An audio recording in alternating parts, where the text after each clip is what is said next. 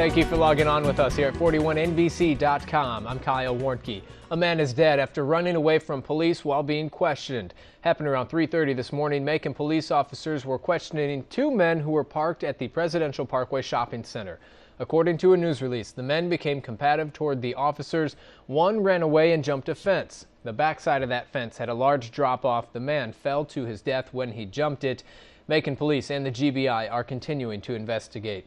Macon Police looking for your help to identify a woman who may have information on a murder suspect. She is not a suspect or even a person of interest. However, police just want to find out if she knows anything about the incident or the suspect.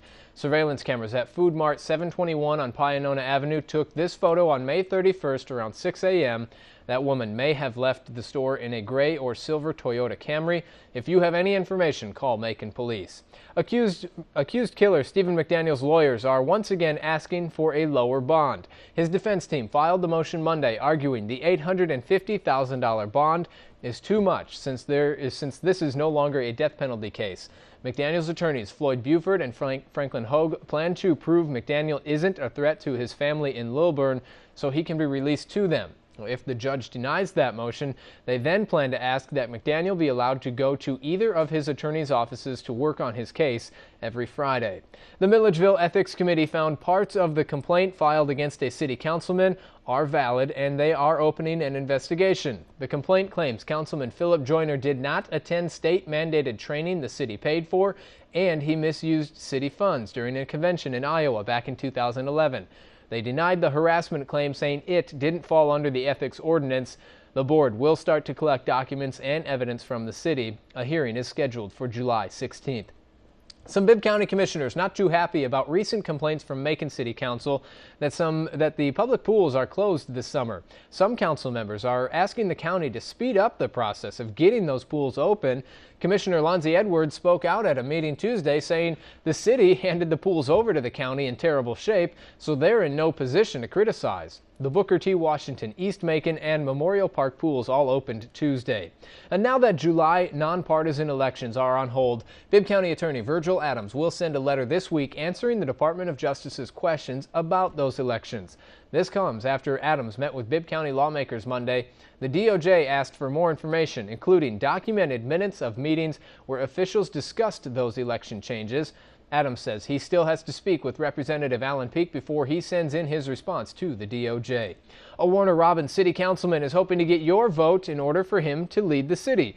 Darren Lee announced he will be running for mayor Tuesday. After serving on council for one term, Lee says he is ready to make some changes in the community, including focusing on seniors, economic development, and military personnel. Also, more competition in the race for Warner Robins mayor. Public Works Director Joe Musselwhite announced he will run for election. Now, Musselwhite has been with the city for 21 years. His focus will be government transparency and making sure SPLOST funds are put to work for the most important projects. 5 people are now in that mayoral race. An Augusta businessman is challenging a 5-term South Georgia congressman. Republican Rick W. Allen announced he wants to take over the District 12 seat John Barrow has held since 2005. Allen lost last year's primary to Representative Lee Anderson of Grovetown. Now he will go against congressional aide Republican John Stone. Monroe County wants in on Bibb County's new 800 megahertz radio, and Bibb County Sheriff David Davis says once that new system is up and running, that's a great idea. Davis also added Crawford and Houston counties are interested in getting in on that new system. Also in Crawford County, the outdoor warning sirens are working again after they went off accidentally a few weeks ago.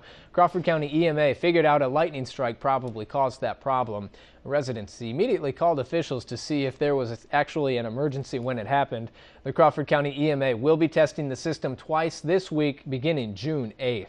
A new report released Tuesday shows many Georgians are not very involved in their community. According to the Georgia Civic Health Index, the Peach State's rate of civic engagement is among the lowest in the nation. The study is based on 4 indicators: social connectedness, community involvement, political action, and confidence in institutions. The study is meant to encourage everybody to get more active within your community. With all that, be sure to join us on the air for the news tonight at 6 and 11. Have a great Wednesday, everybody.